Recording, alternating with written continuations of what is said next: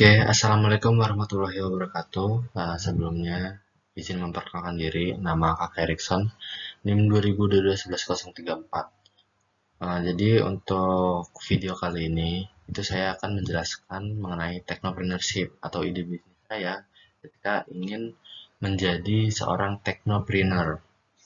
Oke, next. Jadi untuk ide technopreneur yang saya inginkan itu adalah seperti jasa print 3D. Nah, ini untuk awal ya, pengenalan jasa print 3D. Jadi untuk jasa print 3D ini itu solusi bagi mereka yang ingin mewujudkan ide kreatif menjadi sebuah produk nyata. Nah, jadi untuk print 3D ini kita tuh bisa mendesain beberapa bentuk.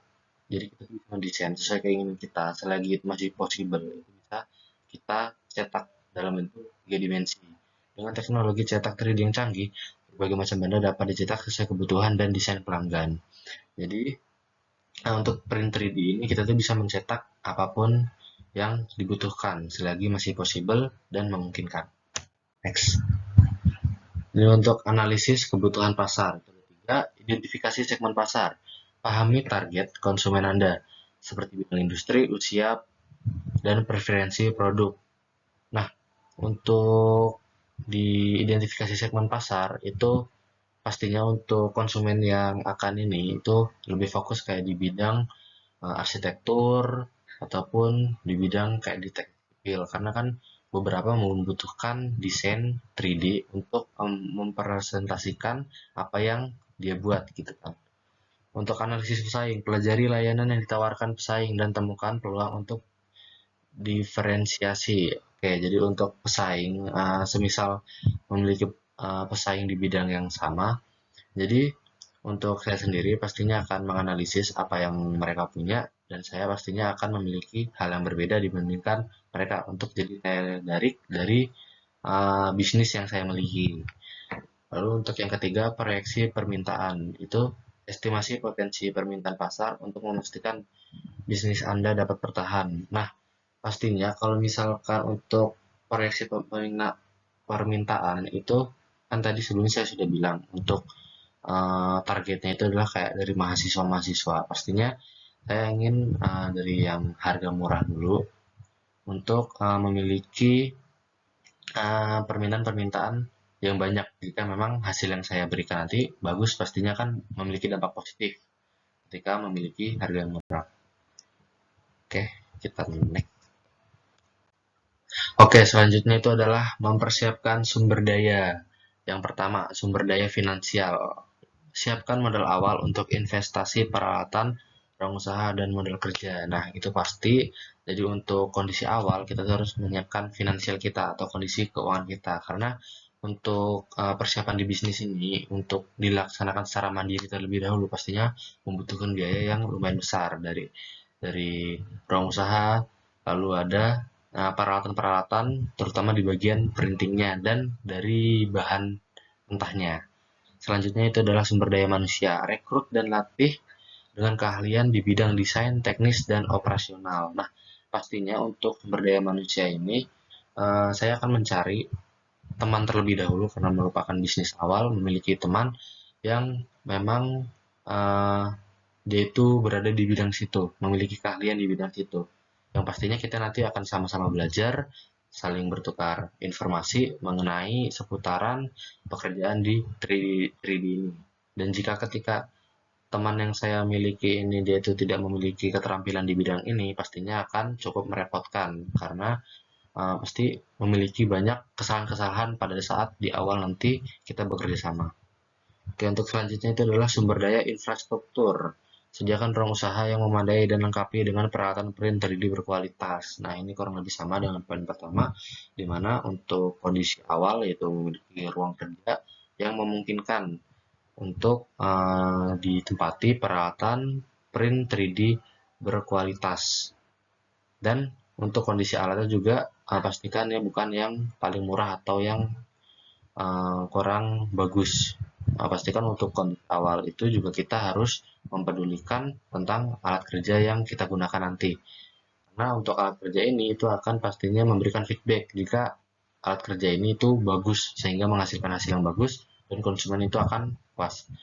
Untuk selanjutnya itu adalah sumber daya informasi. Persiapkan database produk, pelanggan, dan operasional untuk mendukung efisiensi. Jadi untuk mempersiapkan database produk, nah, ini untuk sumber daya informasinya, berarti informasi ke para pelanggan. Jadinya pastinya nanti kita akan memberikan info-info mengenai produk-produk yang bisa kita bikinkan. Dan pastinya jika mereka ada tugas-tugas tertentu yang membutuhkan print 3D, pastinya kita akan menawarkan hal itu, memberikan informasi ke mereka. Oke, selanjutnya itu adalah membangun model bisnis. Yang pertama, nilai pelanggan. Definisikan produk atau jasa yang dapat memenuhi kebutuhan pasar. Nah, pastinya kita itu akan mendefinisikan produk-produk yang akan kita jual atau kita tawarkan kepada mahasiswa-mahasiswa yang pastinya membutuhkan uh, barang 3D ini atau jasa dari kita untuk membuat barang pesanan dari mereka.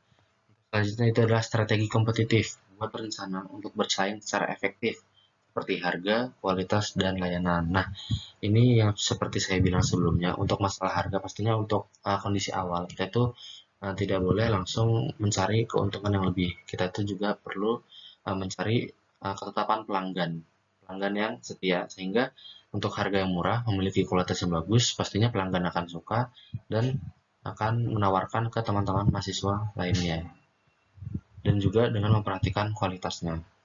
Selanjutnya itu adalah struktur biaya. Hitung biaya operasional, investasi, dan overhead untuk memastikan profitabilitas. Nah, ini sepertinya akan lebih sama. Jadi masalah tentang biaya lagi, biaya operasional, dan juga di sini termasuk investasi. Dan di sini juga terbilang memastikan profitabilitas atau memastikan keuntungan kita. Nah, seperti yang saya bilang, untuk kondisi awal, untuk keuntungan yang saya ingin dapatkan itu tidak terlalu besar, tetapi saya ingin mencari target pasarnya terlebih dahulu. Next. Mengatur proses operasional. Di sini ada 4 step. Ada untuk yang step pertama, pastinya kita akan menerima pesanan. Di mana untuk step awal ini, kita terima, verifikasi, dan selesaikan pesanan cetak 3D dari pelanggan. Jadi kita menerima dan memverifikasi bahwa mereka itu benar-benar memesan, dan juga pastinya dalam proses ini juga ada DP yang masuk, sehingga kita dapat melaksanakan tugas print 3D ini. Untuk yang kedua, desain dan persiapan. Siapkan file desain, skenario cetak, dan bahan baku yang diperlukan. Nah, untuk ini juga perlu kita siapkan, lalu kita sharing ke mereka, apakah untuk produk seperti ini itu cocok dengan hal yang mereka inginkan atau tidak. Untuk yang ketiga, proses cetak 3D. Jalankan proses cetak 3D sesuai dengan spesifikasi dan kualitas yang dijanjikan. Nah, ini termasuk perjanjian juga. Nah, ketika kita ingin melakukan proses cetak 3D, dan kita itu sudah menjanjikan kondisi barang itu akan bagus, maka kita itu harus melaksanakan sesuai apa yang kita bicarakan. Makanya dalam posisi-posisi awal tadi saya menyinggung mengenai kualitas dari alat-alat yang akan digunakan pada proses pencetakan 3D ini.